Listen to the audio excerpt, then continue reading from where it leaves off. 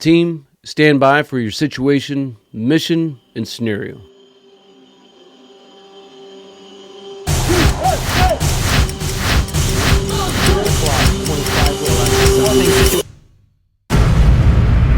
The country has been gripped in fear for 3 months as a paradigm change emerged in the socioeconomic and political infrastructure of the nation.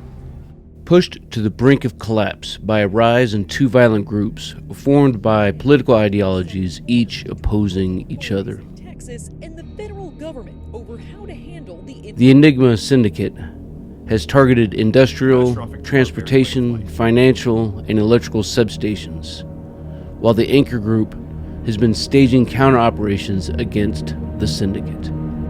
More power companies are reporting physical attacks on electric grid calf transmission substation on April 16th. No idea what is still smoldering or burning inside of it, or what that liquid is that is pouring out. You're making the dangerous journey. Larger metro areas have become plagued with violent crime.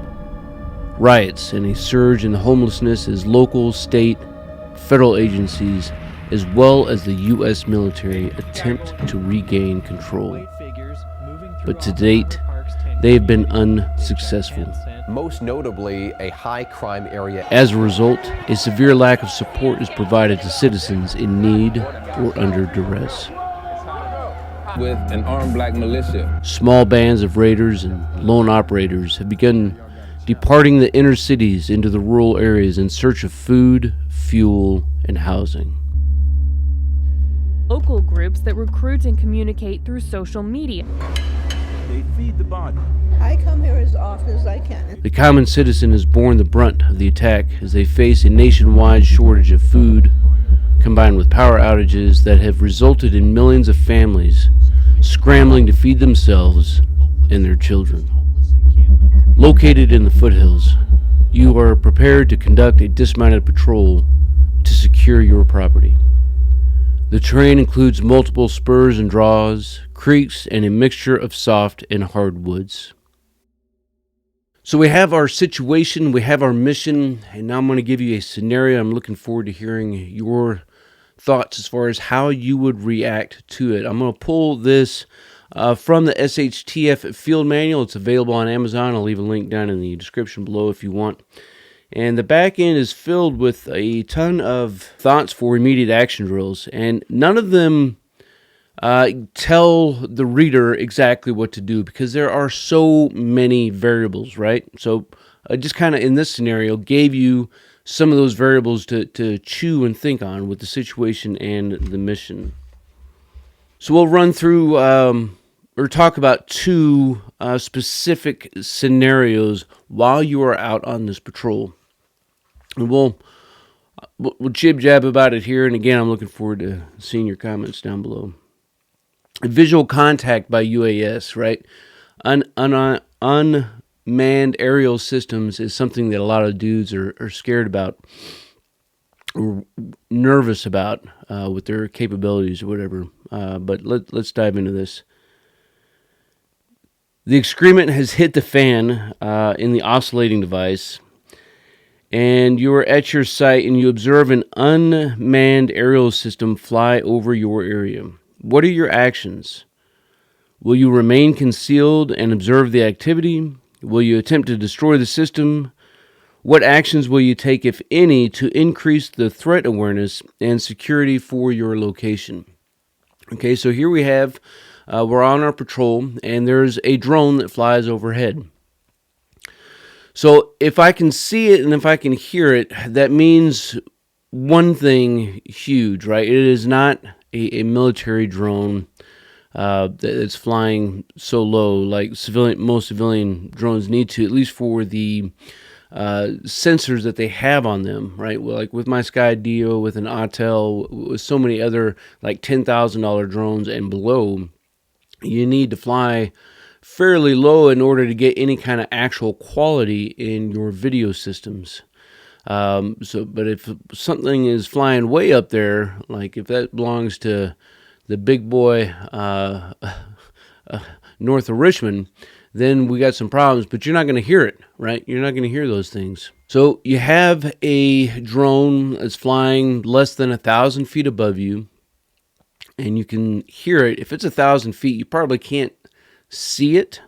So what are your actions going to be? We know that we're in a mixture of hardwood and softwood. There's some spurs and there's some draws. You want to remain in place, but probably so. And I can tell you firsthand after testing drones that unless there is movement, a drone is not going to be able to see you unless it gets really freaking close, right? Really close.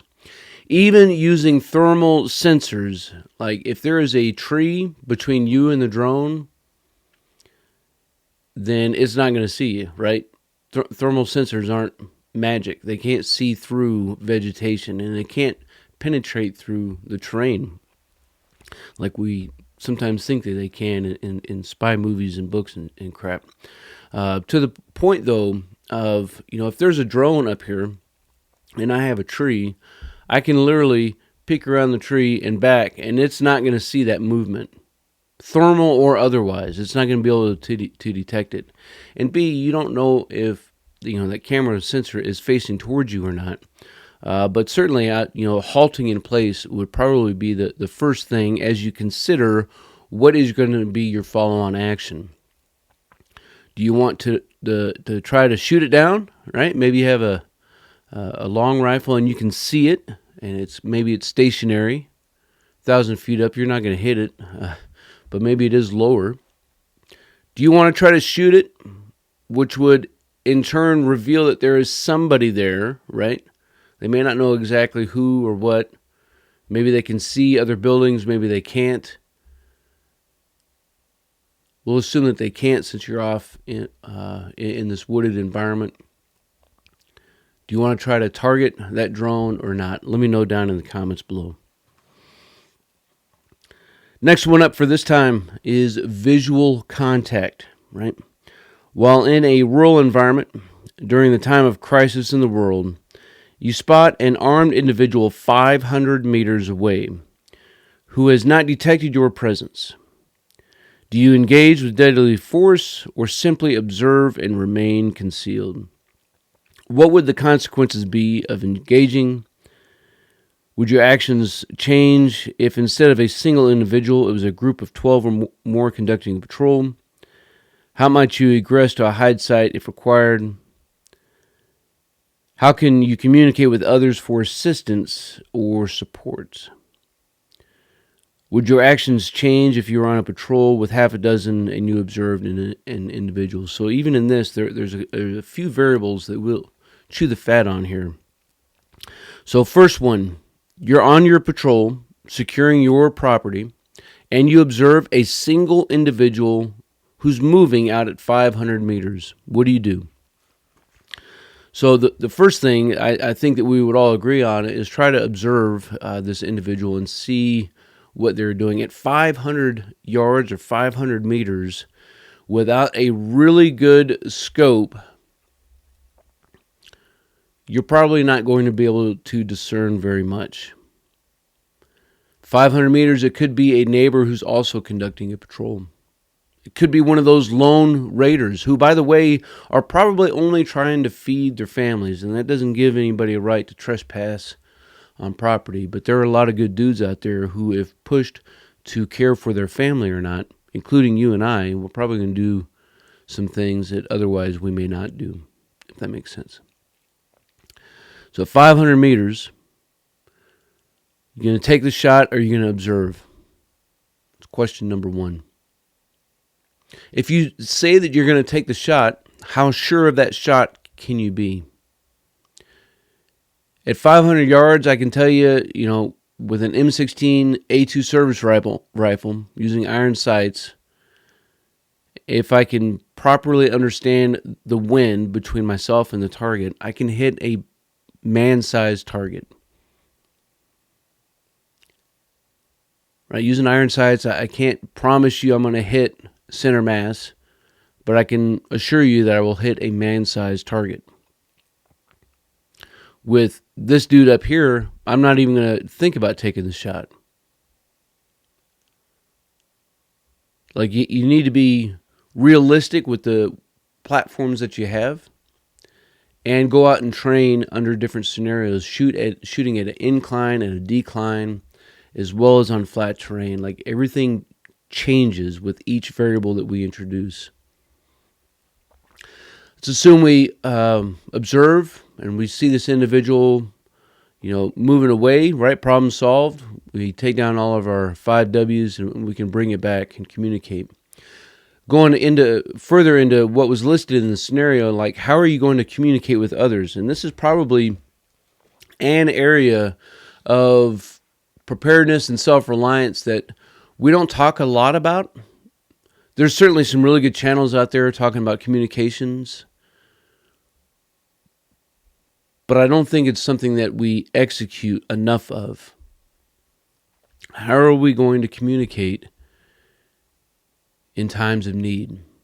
And what I would submit to you, whether you're out there and you're working HF, VHF, UHF, relying on nothing but the old schminternet, whatever it is that you think that you want to do in those times, you better be doing it right now. And you better have instructions for your loved ones to be able to pick up these radio systems or platforms or whatever it is, however you want to do you. You want to use old school radio? Let's go, bro. I'm good. But you better make sure that those around you can pick up those systems and utilize them effectively.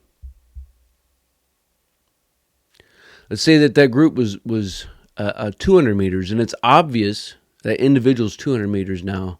It's closed in a little bit. You've remained concealed.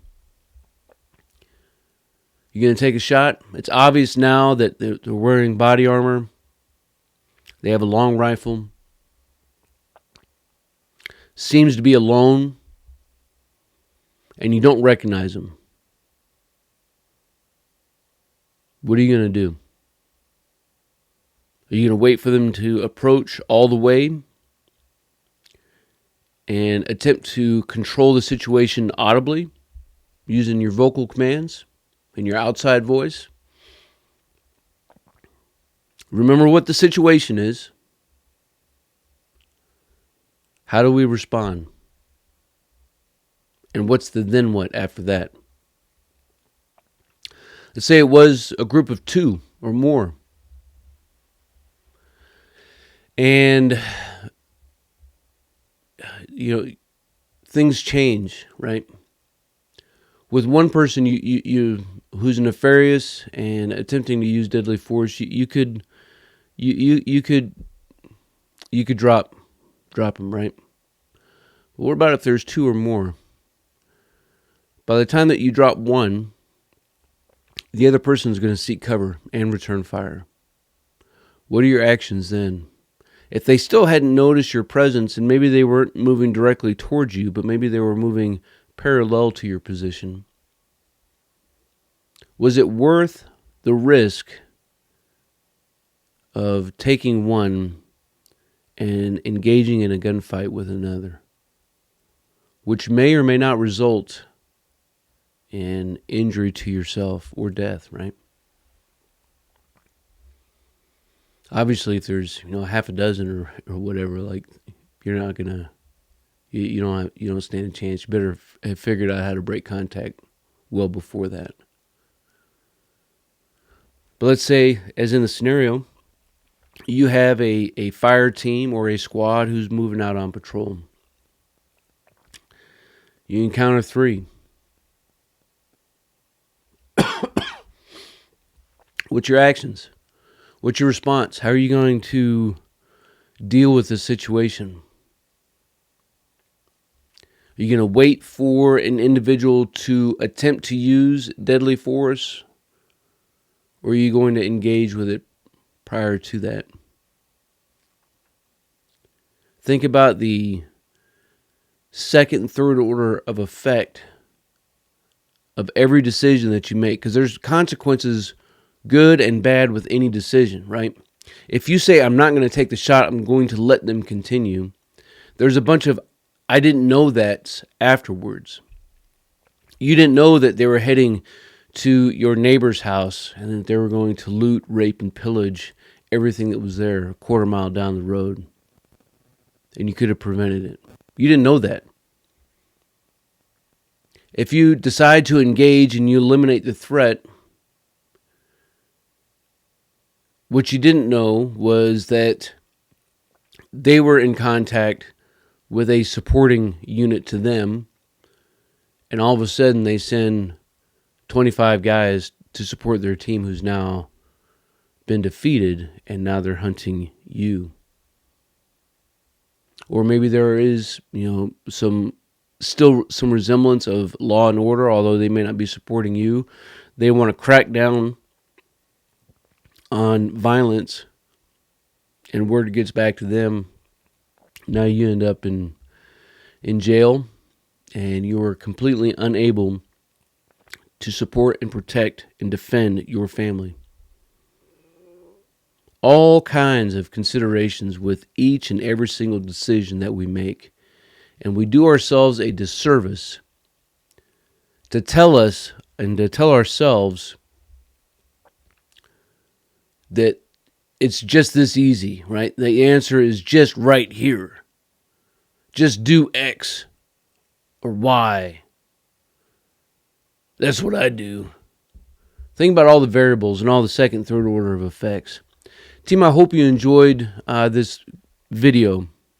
I'm looking forward to seeing your thoughts and your comments down below as we all master our craft and develop our tactical virtue. Team, until then, you stay out there, you keep grinding, and you stay stoked.